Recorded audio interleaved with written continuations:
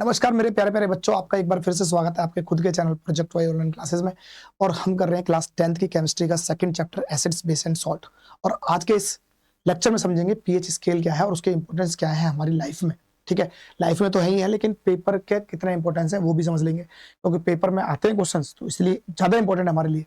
ठीक है, तो समझ लेते हैं। तो चलो सबसे पहले बात करते हैं। तो सबसे पहले दिमाग में आता है सर पीएच है क्या, इसे तो समझाओ। पीएच क्या है, तो पीएच को समझते हैं। तो पीएच की फुल फॉर्म भी कई बार पेपर में पूछ ली जाती है। तो पीएच का मतलब होता है पोटेंशियल ऑफ हाइड्रोजन। ठीक है जी, हाइड्रोजन एक्चुअली में H प्लस एक्वस आयन की बात होती है। ठीक है, H प्लस आयंस। तो हमने ये बात समझ ली थी कि भाई एसिड्स को किसी भी अगर हम एक्वस सॉल्यूशन में डालते हैं तो वो वहां पर क्या होता है, H प्लस आयंस देता है। ये भी समझ लिया था कि भाई ज्यादा स्ट्रॉन्ग एसिड है तो वो ज्यादा H प्लस एक्वस देगा, और अगर कम है तो वो कम देगा, पार्शली डिसॉल्व हो जाएगा। ये बात समझ में आई थी। अच्छा, तो इसका मतलब ये पावर बताता है ना, H प्लस आयंस की पावर बताता है या पोटेंशियल बताता है, ये बात समझ लेना। दूसरा, इसके बारे में इसे किसने इन्वाइट किया था, तो भाई एक डेनिश के वो थे, केमिस्ट थे, जिनका नाम था सोरेन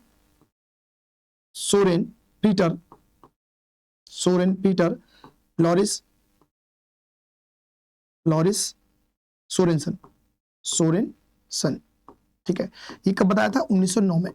1909 में बता दिया, इन्होंने बता दिया कि भाई एक स्केल है, उस स्केल पे अब बताया गया था, समझाया था।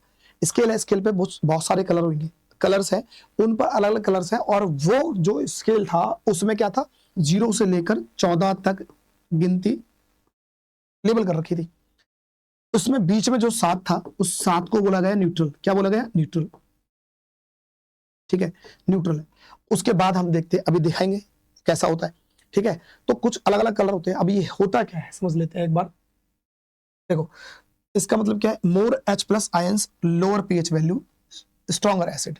कहने का मतलब ये है कि ये हम जो पीएच लेवल की हम बात करते हैं, pH is inversely proportional to the acidity बोल सकते हैं, एसिडिटी। अब ये आपको छोटा रहा होगा, लेकिन है बड़ी काम की चीज। क्या है, इसका मतलब ये है कि एसिडिटी का मतलब क्या हुआ, ज्यादा H प्लस एक्वस आयन है ना, जिसमें ज्यादा H प्लस होंगे वो ज्यादा एसिडिक होगा। तो एसिडिक अगर कोई चीज है, अगर कोई एसिडिक है, ठीक है, ज्यादा एसिडिक होगी, तो जितना ज्यादा एसिडिक होगी उतना उसका पीएच लेवल कम होगा, उसकी पीएच वैल्यू कम होगी। कहने का मतलब सर भाई इनवर्सली प्रोपोर्शनल का मतलब क्या होता है, इनवर्सली प्रोपोर्शनल का मतलब है उल्टा। अगर एसिडिटी को बढ़ा देंगे, एसिडिटी कब बढ़ेगी, जब जितने ज्यादा H प्लस आयंस होंगे, H प्लस आयंस होंगे तो एसिडिटी होगी, एसिडिटी होगी तो इसका मतलब क्या होगा, पीएच की वैल्यू कम होगी, ये बताता है। ठीक है, और ऐसे ही उल्टा कि fewer H plus ions higher pH value और स्ट्रॉन्गर बेस। और अगर ये पीएच की वैल्यू बढ़ेगी, अगर ये पीएच की वैल्यू बढ़ा दे तो इसका मतलब एसिडिटी कम होगी, एसिडिटी कम होगी तो फिर क्या होगा, वो उतना बेसिक हो जाएगा, बेसिक नेचर का। ठीक है, तो हम ये कह सकते हैं कि अब दूसरी अगर लैंग्वेज में बात करें तो पीएच डायरेक्टली प्रोपोर्शनल होता है बेसिक।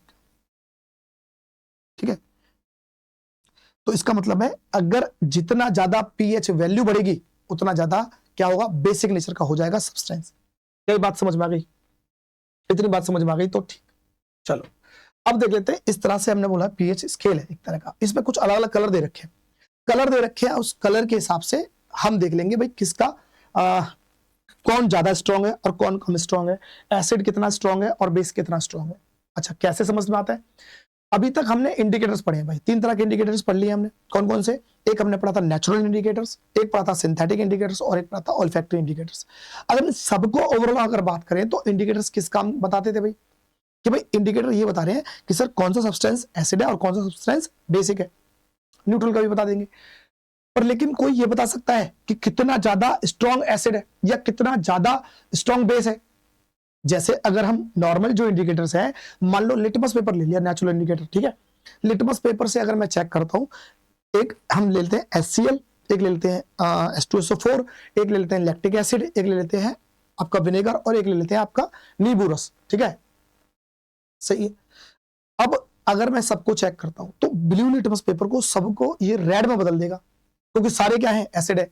लेकिन ये नहीं बता पाएगा कि इनमें से स्ट्रॉन्ग कौन सा है, क्योंकि भाई जो नींबू है, नींबू का रस, उसे तुम पी सकते हैं। लैक्टिक एसिड दही में हम खाते हैं, ठीक है। हम अगर बात करें विनेगर की तो वो भी खा लेते हैं, पर इन सब का भी रेड। लेकिन हम क्या HCl को खा सकते हैं? नहीं सर, वो भी तो रेड था। H2SO4 को खा सकते हैं? नहीं सर, वो भी रेड था। तो हमें ये तो पता चल गया कि ये सारे एसिड है, लेकिन कितने ज्यादा स्ट्रॉन्ग है या कितने वीक है वो कंफर्म नहीं हो पा रहा। उसके लिए हमने एक अलग, हमने नहीं, ठीक है, तो हमारे पास एक अलग से इंडिकेटर है और वो इंडिकेटर का नाम हो जाएगा यूनिवर्सल इंडिकेटर। सर ये क्या हुआ यूनिवर्सल इंडिकेटर? भाई अभी तक आपको एसिड और बेस के बारे में डिफरेंशिएट तो हो गया, लेकिन कौन सा एसिड कितना ज्यादा स्ट्रॉन्ग है और कौन सा बेस कितना ज्यादा स्ट्रॉन्ग है या वीक है, उसे बताने के लिए एक यूनिवर्सल इंडिकेटर बनाया गया। यूनिवर्सल इंडिकेटर कैसे काम करता है सर? यूनिवर्सल इंडिकेटर पहली बात तो देखो दोनों फॉर्म में पाया जाता है। जैसे और इंडिकेटर थे, जैसे लिटमस पेपर था कि पेपर के फॉर्म में भी पाया जाता है और सॉल्यूशन के फॉर्म में, ऐसे ही यूनिवर्सल इंडिकेटर भी पेपर की फॉर्म में भी और सॉल्यूशन की फॉर्म में पाया जाता है। अब होता क्या है कि जैसे, अब कैसे यूज करेंगे? अब जैसे हम नॉर्मल इंडिकेटर को यूज करते हैं कि कोई सॉल्यूशन लिया, उसकी ड्रॉप डाल दी, और ड्रॉप डालने के बाद होता क्या था, या तो ब्लू से रेड में कन्वर्ट हो जाएगा नॉर्मल इंडिकेटर, या रेड से ब्लू में कन्वर्ट हो जाता था। यहां पर कुछ डिफरेंट कलर देगा, कुछ अलग अलग कलर देंगे। अलग अलग कलर देने से जो कलर आएगा, फिर इस पीएच स्केल से हम मैच कराएंगे कौन सा कलर है, और जिस कलर से नजदीक होगा हम समझ जाएंगे कि ये बेस है या एसिड है और कितना स्ट्रॉन्ग है या कितना वीक है। बात समझ में आई? अच्छा, यूनिवर्सल इंडिकेटर क्या होता है? यूनिवर्सल इंडिकेटर मिक्सर है भाई, ये मिक्स है सेवरल इंडिकेटर्स का, बहुत सारे इंडिकेटर्स का मिक्सर है, तो वो अलग अलग कलर देता है। इस तरह से जब वहां से जो कलर आएगा, अगर मैं पीएच स्केल से अगर ये यहां पे चेक करता हूं, तो जो कलर मैच करेगा वो उसका इंडिकेटर, वो हो जाएगा उसका कितना स्ट्रॉन्ग है कितना बेस है। मान लो हमने क्या करा कि एक यूनिवर्सल इंडिकेटर से एक किसी सब्सटेंस को नापा, और अगर नापने के बाद उसका आ गया भाई ये वाला डार्क ग्रीन कलर का, है ना, ये ग्रीन कलर का आ गया कलर, तो ग्रीन कलर का आ गया, तो मैं समझ लूंगा 7 है इसका पीएच लेवल। क्या है? पीएच वैल्यू 7 है, और 7 होने पर क्या हो जाएगा? 7 होने पर हो जाएगा वो न्यूट्रल। क्या होगा? न्यूट्रल। तो इसका मतलब जो सब्सटेंस है वो न्यूट्रल है। अब 7 से जितना ज्यादा जाएगा, अगर मैं कह रहा हूं इतना आगे बढ़ेंगे, 7 से जितना आगे बढ़ेंगे तो वो हो जाएगा बेसिक नेचर का। क्या हो जाएगा? बेसिक नेचर का। ठीक। और अगर 7 से जितना कम आएंगे वो हो जाएगा एसिडिक नेचर का। क्या हो जाएगा भाई? एसिडिक नेचर का। ठीक है। इधर जितना आएगा वो अम्ल होता जाएगा, अम्ल की प्रवृत्ति बढ़ती रहेगी, और इधर जाएगा तो क्षार की प्रवृत्ति बढ़ती रहेगी। ये बात समझ में आई? अब अगर इसके बाद कई बार कलर के बारे में पूछा गया, कलर, भाई कलर कौन सा कलर है, या कलर दे देंगे बताओ ये एसिडिक है या बेसिक है, ऐसा भी पूछा गया पेपर में। तो आपको एक बात समझा दूं, देखो भाई, अगर आपने पढ़ा हो कि भाई विबग्योर, विबग्योर पढ़ा था, ये विबग्योर के कलर है, जैसे विब, ठीक है, मैं यहां पर देखता हूं ग्रीन, योर, ठीक है, ये विबग्योर है, ये विबग्योर है। विबग्योर का मतलब देखो याद करो, जब आपने फिजिक्स में पढ़ा होगा, स्पेक्ट्रम पढ़ा होगा, या आप इंद्रधनुष देखते हो, वो देखते हो ना, तो उसके कलर जो होते हैं वो कलर हैं बिल्कुल ये। जैसे वी से क्या होगा? Violet, indigo, blue, green, yellow, orange और रेड। अब यही है। अब आपको समझना है कि देखो ये ग्रीन तो क्या था? न्यूट्रल था। ठीक है, ग्रीन न्यूट्रल था। अब न्यूट्रल से जो नजदीक है, आप 7 नंबर जैसे 14 तक दे रखा, 0 से 14 तक, 7 बिल्कुल बीचों बीच में। ऐसे ही विबग्योर में देखेंगे तो जी बिल्कुल बीचों बीच में। अब जी के जितने ज्यादा नजदीक होगा, जितने ज्यादा नजदीक होगा, अब आपको देखना है कि ये लेफ्ट साइड में नजदीक है, लेफ्ट साइड में नजदीक है या राइट साइड में नजदीक है। अगर ये राइट साइड में नजदीक है जी के, तो इसका मतलब है क्या होगा? इससे थोड़ा सा इधर जाएंगे तो समझ लेना कि ये बेसिक नेचर का है, इधर जाएंगे तो एसिडिक नेचर का है। अगर जी के नजदीक है तो कम बेसिक नेचर का है, जी के इधर नजदीक है तो कम एसिडिक नेचर का है। जी से जितना दूर इधर होगा, राइट साइड में होगा, इसका मतलब ज्यादा से ज्यादा बेसिक नेचर का है। जी से अगर लेफ्ट साइड में ज्यादा से ज्यादा दूर होगा तो ज्यादा से ज्यादा एसिडिक है। क्या ऐसा समझ सकते हैं? तो ध्यान देना कि ग्रीन बिल्कुल बीच में है, जैसे 14 से 7 बिल्कुल बीच में है, ऐसे ही विबग्योर में जी बिल्कुल बीच में है, तो बीच वाले को तो बोलेंगे न्यूट्रल। और अब देख लेंगे, इससे पहले वाले होंगे वो बेसिक नेचर के होंगे, और जी के बाद वाले होंगे वो होंगे एसिडिक नेचर के। तो आपसे अगर पूछ ले कि भाई एक सब्सटेंस है, उसे यूनिवर्सल इंडिकेटर में डाला गया और उसके बाद उसका कलर आया ऑरेंज, तो बताओ उसका वो क्या है? एसिडिक है बेसिक है? तो आपने देखना विबग्योर जी के बाद आ रहा है ना, जी के बाद आ रहा है, विबग्योर ओ आ रहा है ना, जी के बाद आ रहा है, जी के बाद आ रहा है, तो इसका मतलब क्या हुआ कि वो एसिडिक नेचर का है। बात समझ में आ गई? तो इस तरह से हम समझ सकते हैं। ये कुछ एग्जाम्पल्स हैं और ये क्या है अप्रोक्सीमेशन में। जैसे कंसंट्रेटेड अगर हम HCl की बात करें तो वो 0 से लेकर 1 के बीच में हो सकता है। हम देखते हैं अगर हाइड्रोक्लोरिक एसिड हमारे पेट के अंदर भी होता है ना, उसकी बात करें तो वो 1.4 1.2 के आसपास होता है। ऐसे लेमन का ऐसे इस तरह से दे रखा है। तो यहाँ पर हमारे पास जो प्योर वाटर होता है या हम डिस्टिल वाटर की बात करते हैं वो क्या होगा, वो न्यूट्रल होगा, बिल्कुल 7 पर होगा। ठीक है, उसका कलर अगर हम जब यूनिवर्सल इंडिकेटर में चेक करेंगे तो वो क्या होगा, ग्रीन कलर का होगा। क्या ये बात समझ में आई? अब तो कोई दिक्कत नहीं होने वाली। चलो, तो ये हम सारी बात कर चुके हैं। जैसा कि बताया कि कॉमन इंडिकेटर होते हैं जैसे कि लिटमस हुआ या फिर फिनोल्फ्थालीन हुआ या मिथाइल ऑरेंज हुआ।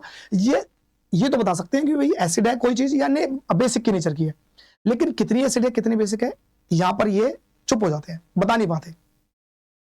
अगर हमें जरूरत पड़ जाए कि भाई एसिड कौन सा स्ट्रॉन्ग और कौन सा वीक है या बेस जो है वो कौन सा स्ट्रॉन्ग और कौन सा वीक है, तो पता करना है उसके कलर से, तो हम यूज करेंगे फिर यूनिवर्सल इंडिकेटर।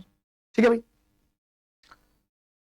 अब यूनिवर्सल इंडिकेटर के बारे में बात करें तो मैंने जैसे बता दिया है it's a mixture of several indicators. और ये डाई है भाई, डाई है ना, जब तो कलर बना रही है। अच्छा, तो ये सेवरल इंडिकेटर्स मतलब बहुत सारे इंडिकेटर्स होते हैं, उनका मिक्सर ही है। दूसरा, ये हमने बात कर लिया भाई 0 से लेकर 14 तक के बीच में इस पे नंबर्स होते हैं, डिफरेंट नंबर्स होते हैं। The colour depends on the hydrogen ions concentration. जितना ज्यादा कंसंट्रेशन होगा वो उसका इसका मतलब है उसका डिफरेंट कलर आएगा। और वो कलर कहाँ होगा, उसी बीच में होगा। किसके बीच में होगा, विबग्योर के अंदर अंदर होगा। ठीक है भाई। अगर हम बात करें कैसे काम करता है तो सिंपल सा जैसे और इंडिकेटर काम करते हैं वैसे ही काम करता है। कुछ ड्रॉप्स लो, इस पर यूनिवर्सल इंडिकेटर पे डालो, डालने के बाद वो आएगा कलर, अलग अलग कलर आएंगे। उस कलर को जो भी कलर आएगा उसे हम मैच कराएंगे किससे, पीएच स्केल के जो कलर होते हैं उनसे मैच कराएंगे। और उन पर जो मार्क नंबर है वो जब हम पता चल जाएगा तो बता देंगे भाई किस तरह से ये सॉल्यूशन है। ठीक है, ये भी बात कर ली हमने। It is available in 2 forms, वो लिक्विड फॉर्म में पाया जाता है और वो सॉलिड फॉर्म में भी पाया जाता है। ये हमने बात करी। सॉलिड फॉर्म में कौन सा होगा, पेपर, और या हम कह सकते हैं पीएच पेपर के फॉर्म में पाया जाता है सॉलिड फॉर्म में, और लिक्विड तो सॉल्यूशन के फॉर्म में पाया जाता है। ये सब हमने बात कर ली है भाई use of universal indicator paper. किस तरह से करते हैं, पेपर इंडिकेटर जो है उस पर अगर हम डालें ड्रॉप्स तो वो अलग अलग कलर देगा। उस कलर को फिर बाद में हम क्या करेंगे, हम जैसे कि बताया कि हम चेक कर लेंगे पीएच स्केल से। ठीक है, अब बात करते हैं इंपॉर्टेंस कितनी है। पहली बात तो सबसे पहला इंपॉर्टेंस मैं तो ये कहूंगा पेपर में आता है इसलिए आप पढ़ रहे हो, लेकिन डेली लाइफ में भी हमारा बहुत इंपॉर्टेंस है ये पीएच स्केल का, ये पीएच की जो वैल्यूज है। ठीक है, हर जीव, चाहे वो इंसान हो, पेड़ पौधे हो, चाहे वो जानवर हो, चाहे वो एक्वेटिक जो हमारे पानी में रहने वाले जलीय जीव हो, उन सबके लिए एक पीएच वैल्यू फिक्स है। अब वो थोड़ी सी बिगड़ेगी तो नुकसान तो होगा। अब देख लेते हैं कैसे। जैसे हमारे पेट के अंदर HCl होता है और वो HCl क्या काम करता है, ये सारी बातें हम पहले भी कर चुके हैं, लेकिन पीएच स्केल या पीएच के इंपॉर्टेंस की बात आ रही है तो हमें करना है। ठीक है, तो पेट के अंदर हमारे निकलता है HCl और HCl होता है बड़ा कंसंट्रेटेड। ठीक है, और वो कितना खतरनाक होता है वो तुम्हें पता है। अब ये पेट के अंदर जब निकल रहा होता है ना तो कभी एक्सेस मात्रा में निकलता है तो बहुत सारी एसिडिटी पैदा हो जाती है ना, ऐसा लगता है जलन हो रही है। ठीक है, जलन सी पैदा होगी। अब वो जलन सी पैदा इसलिए हो रही है क्योंकि एसिड बन रहा है। अब जब एसिड बन रहा है तो एसिड को न्यूट्रलाइज कराने के लिए क्या यूज करना पड़ता है, ये हम सब बात कर चुके हैं पहले सेशन में। हम सब समझ लिया कि एसिड ज्यादा हो रहा था उसे न्यूट्रलाइज कराने के लिए भाई बेसिक दो, है ना, बेसिक सॉल्यूशन डाल दो। तो बेसिक, अब यहां पर बेस यूज करना पड़ेगा और बेस यूज करेंगे तो एसिड को नलिफाई करने के लिए, शांत करने के लिए बेस यूज करना पड़ रहा है। अब बेस यूज करने के लिए क्या यूज कर सकते हैं हम, जैसे स्टमक एसिड में हेल्प्स इन डाइजेशन। अब ये स्टमक का जो एसिड होता है वो क्या करता है, एक तो हमें डाइजेशन में हेल्प करता है, उसका पीएच लेवल लगभग 1.4 के आसपास, बहुत हाईली कंसेंट्रेटेड होता है। ठीक है, अब वो हमारे जो हमने खाया है उस खाने को पचाने के लिए, ठीक है, और साथ में जिस खाने के साथ कुछ बैक्टीरिया चले गए उस बैक्टीरिया को मारने के लिए काम आता है। लेकिन अगर ज्यादा मात्रा में निकलता है तो एसिडिटी होती है, और उस एसिडिटी, अब वो कहते हैं ना भाई कि too much acid causes indigestion और पेन। जब ज्यादा एसिड निकलता है तो वो इंडाइजेशन में और हमारे पेन का कारण बन जाता है। अब उसको खत्म करने के लिए हमें यूज करनी पड़ती है एंटा एसिड। एंटा एसिड क्या है, एंटा एसिड का मतलब ये मान लो कि एंटी है एसिड के, उसे बोलेंगे एंटा एसिड। जो एसिड के एंटी है, एंटी मतलब खिलाफ है, तो एसिड को कम करने के लिए क्या यूज करना पड़ेगा, बेस। अब बेस क्या है, जैसे मैंने पहले भी बताया है कि मैग्नीशियम हाइड्रोक्साइड, और मैग्नीशियम हाइड्रोक्साइड को हम बोलते हैं मिल्क ऑफ मैग्नीशिया। और ये काम क्योंकि बेसिक नेचर का है और बेसिक नेचर का है तो ये हमारी एसिडिटी को खत्म कर देता है। या हम कह सकते हैं सोडियम हाइड्रोजन बाइकार्बोनेट या बेकिंग सोडा के नाम से जानते हैं, और ये भी क्या है, बेसिक नेचर का है, क्योंकि हमने बात कर रखी है कि मेटल के हाइड्रोक्साइड्स हो, मेटल के बाइकार्बोनेट हो या मेटल के ऑक्साइड्स हो, ये सब क्या है, ये सब बेसिक नेचर के होते हैं। और जब बेसिक नेचर का मतलब है एसिड और बेसिक नेचर का अगर मिलन होगा, अगर रिएक्शन होगा, तो वो न्यूट्रलाइजेशन रिएक्शन होती है और वहां पर सॉल्ट और बनेगा आपका पानी, और इस तरह से आपके पेट की गर्मी शांत हो जाएगी। मतलब चलो, तो अगर हम बात करें दांतों की, अब यहाँ पर पीएच लेवल कैसा काम करता है समझो। जब हम खाना खा रहे होते हैं तो जैसे सुबह जगते ही हमारी मम्मियां क्या करती हैं, जगा देती है सुबह सुबह और बोलती है कि भाई आप ब्रश कर लो बेटा, रात में सोने से पहले ब्रश कराते हैं, है ना। अगर पेरेंट्स ऐसा करते हैं तो बहुत अच्छा काम कर रहे हैं। अब क्यों कराते हैं, कभी कभी ऐसा लगता है सुबह क्यों, शाम को सोते समय क्यों, क्योंकि हम जो खाना खा रहे होते हैं, स्पेशली अगर बात करें किसकी, स्टार्च की और शुगर की, तो अब ये स्टार्च और शुगर जब हम खाना खा रहे होते हैं पूरी तरह साफ तो होता नहीं है। हम जब खाना खाते हैं तो दांतों में कहीं ना कहीं अटक जाता है और दांतों में फंसा रह जाता है, तो कुछ बैक्टीरिया आते हैं। अगर उनमें से एक आध बैक्टीरिया की बात करें तो स्ट्रेप्टोकोकस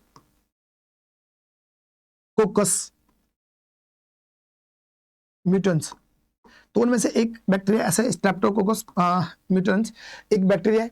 अब ये बैक्टीरिया क्या करते हैं, उस जो हमारे पास जो दांतों में फंसा हुआ है ना, शुगर और स्टार्च, अब उसको कन्वर्ट कर देते हैं लैक्टिक एसिड में। ऑर्गेनिक जो वो होता है सब्सटेंस होता है लैक्टिक एसिड, इस लैक्टिक एसिड में कन्वर्ट कर देते हैं।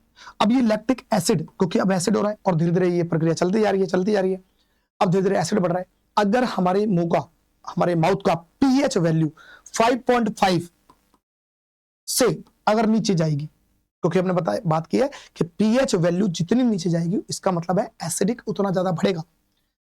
अगर पीएच वैल्यू अगर जैसे 5.5 से नीचे जाएगी तो होगा क्या, अब हमारे दांतों का सड़ना चालू हो जाएगा, डिके ऑफ द टीथ हो जाएगा। ठीक है, ये बात बता रहा है। Bacteria in the mouth convert sugar to acids when pH of the mouth drops below 5.5 enamel start to corrodes, tooth decay. और हमारे जो अच्छा टूथपेस्ट क्या होते हैं, अब बात आती है टूथपेस्ट की। सर ये तो चलो ठीक है 5.5 से नीचे आएगा तो हमारे दांत सड़ना चालू हो जाएंगे, लेकिन टूथपेस्ट क्यों, क्योंकि बेटा टूथपेस्ट क्या होना चाहिए फिर, अगर आपके मुंह का पीएच लेवल गिर रहा है इसका मतलब एसिडिक, आपके मुंह में ज्यादा एसिडिक जो नेचर है वो ज्यादा बढ़ रहा है।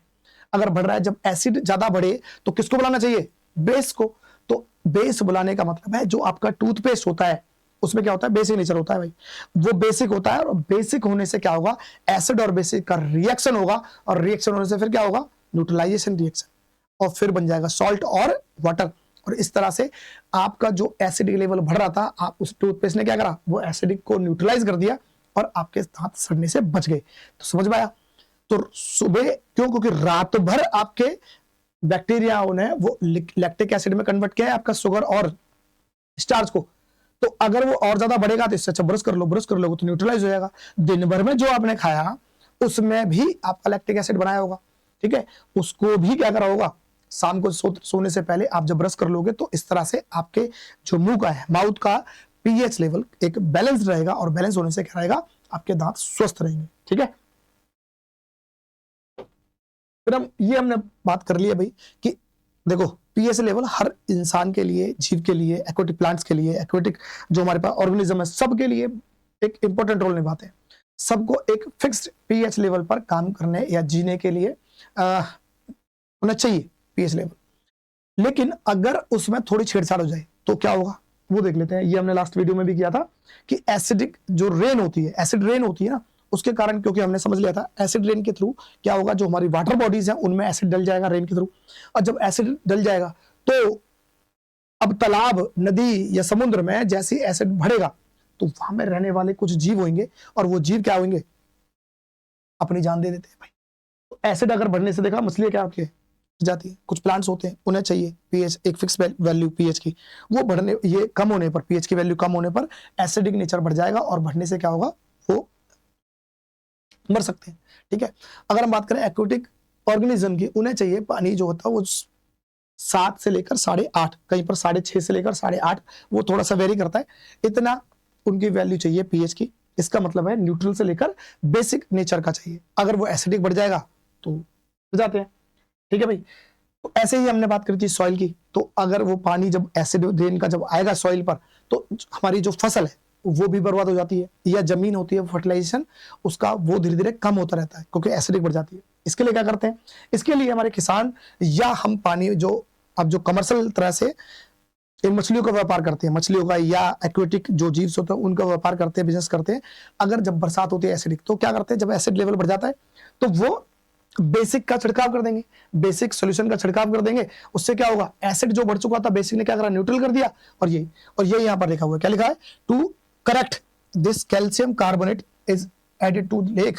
कैल्शियम कार्बोनेट क्या होता है, कैल्शियम मतलब कि मेटल, कार्बोनेट, तो मेटल के कार्बोनेट या बाइकार्बोनेट क्या काम कर रहे होते हैं, ये काम कर रहे होते हैं बेसिक नेचर का। तो एसिड बढ़ गया तो बेसिक डाल देंगे, बेसिक डालने से न्यूट्रल हो गया, और न्यूट्रल होने से क्या होगा, वो जीव बच जाते हैं और उन्हें बहुत बड़ा नुकसान होने वाला था, वो नुकसान को अपने होने नहीं देते। ठीक है, फिर हमने ये भी बात कर ली थी, पर देख लेते हैं भाई, हमारे पास ये मधुमक्खी है और ये ततैया है। ठीक है, ततैया और मधुमक्खी दोनों में फर्क है भाई, ये ततैया है और ये मधुमक्खी है, हनी बी जिसे बोलते हैं, ये हनी बी है। ठीक है, जिसे मधुमक्खी बोलते हैं।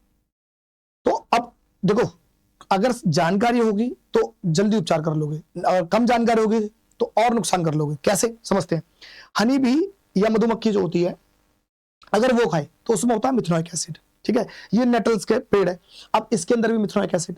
अब अगर एसिड है दोनों के अंदर, इवन हमने बात सारे समझ लेते, जब सोर्स ऑफ एसिड पढ़े थे तो हमने पता करा था कौन सा, याद करो, फॉर्मिक एसिड बोलते हैं इसे। फॉर्मिक मतलब फार्म हाउस से, फार्म हाउस में लाल चींटी थी, मधुमक्खी थी और नेटल का पेड़ था, तो ये सब में क्या था, फॉर्म से फॉर्मिक एसिड बना था। ये सारे तरीके से हमने याद करा रखा है, आप जाके अगर वीडियो नहीं देखी तो जरूर देख लेना, पता चल जाएगा, हर किसी के बारे में पता चल जाएगा जो एग्जाम में आने वाले हैं उनको, उनका जो आपको सोर्स ऑफ एसिड, एसिड का सोर्स क्या था, सारे ट्रिक से समझा रखे। ठीक है, अच्छा देखो इन दोनों में फर्क क्या होता है, यहां पर होता है फॉर्मिक एसिड या मिथेनोइक एसिड बोलते हैं।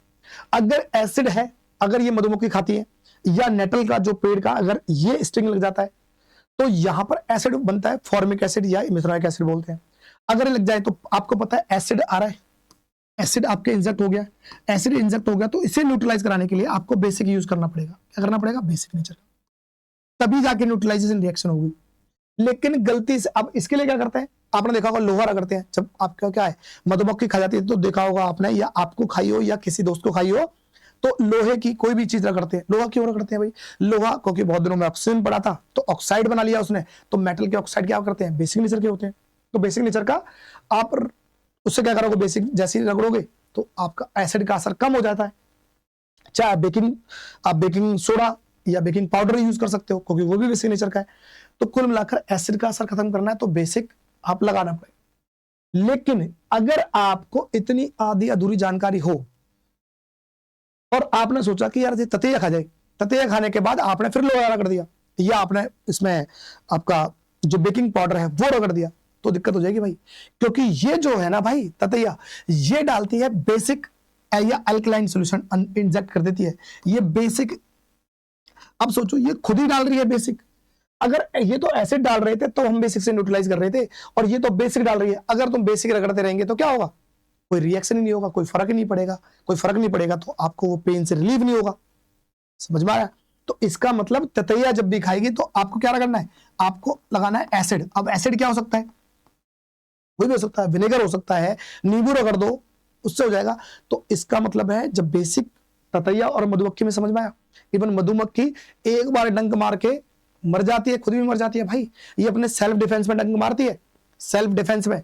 अब सेल्फ डिफेंस का मतलब है कि इसके जो वो होता है ना, डंक होता है वो कांटेदार होता है। अगर जैसे इंसान के शरीर में जाता है और वो कांटेदार जो डंक है वो आपके स्किन में फंस जाता है, और जब बाहर निकालती है तो उसके साथ इसका जो डाइजेस्टिव ट्रैक है वो भी निकल जाता है साथ में, और साथ में क्या होता है, कुछ बहुत सारे ऑर्गन्स निकल के बाहर चले जाते हैं और कुछ देर में मर जाती है बेचारी। तो ऐसा नहीं है ये डंक मारने से इसे सुख मिलता हो, ये जब मारती है भाई इसे जान का खतरा होता है, लेकिन इसे खुद नहीं पता बेचारी को कि जान का खतरा तो है, लेकिन डंक मार के भी तो जल्दी मर जाएगी, तो खुद भी मर जाती है। ठीक है, तो यहाँ पर ये हम समझ सकते हैं। तो आज की वीडियो में इतने रहते हैं। समझ में आया, पीएच वैल्यू हर चीज के लिए बहुत जरूरी है, अगर उस पीएच वैल्यू के साथ खिलवाड़ करोगे तो वो जान से जा सकते हैं या नुकसान हो सकता है। ठीक है, मिलते हैं नेक्स्ट वीडियो में।